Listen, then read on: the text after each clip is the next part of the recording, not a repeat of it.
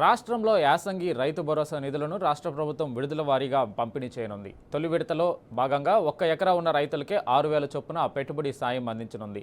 మిగతా విడతల్లో కొంతమందికి మరో 20 రోజుల తర్వాత రైతు భరోసా పంపిణీ చేయనున్నట్లు తెలిపింది.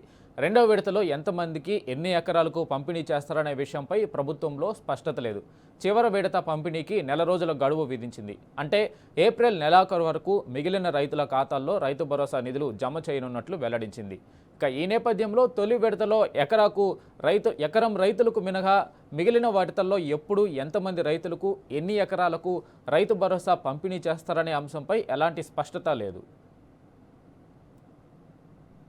మొదటి విడత పోను మిగిలిన రైతులకు అసలు రైతు భరోసా పంపిణీ ఉంటుందా, లేక ఎకరం వరకే పంపిణీ చేసి మమా అనిపించేస్తారా అన్న సందేహాలు రైతుల్లో వ్యక్తమవుతున్నాయి.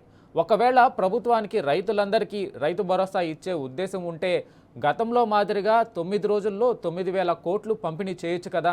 అలా కాకుండా విడతల వారీగా పంపిణీ చేయడం, అది కూడా నెల రోజుల గడువు పెట్టడం ఏమిటనే ప్రశ్నలు వినిపిస్తున్నాయి. రైతులందరికీ రైతు భరోసా పంపిణీ చేసే ఉద్దేశం ప్రభుత్వానికి లేదనే అభిప్రాయాలు వ్యక్తమవుతున్నాయి.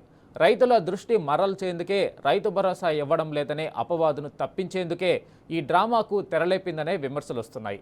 రాష్ట్రంలో సుమారు 70 లక్షల మంది రైతులకు 1.5 కోట్ల ఎకరాలకు 9,000 కోట్లు ఇవ్వాల్సి ఉంది.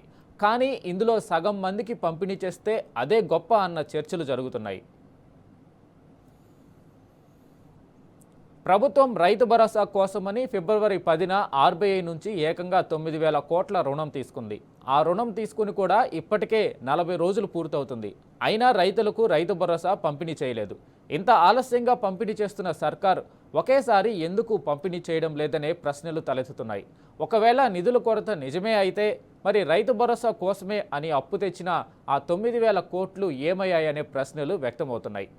ఈ నేపథ్యంలో ఆర్బీఐ నుంచి తెచ్చిన ఆ అప్పును ప్రభుత్వ పెద్దలు తమకు ఉపయోగపడే పనులకు వినియోగించి రైతులకు కోత పెట్టారనే విమర్శలు కూడా వ్యక్తమవుతున్నాయి.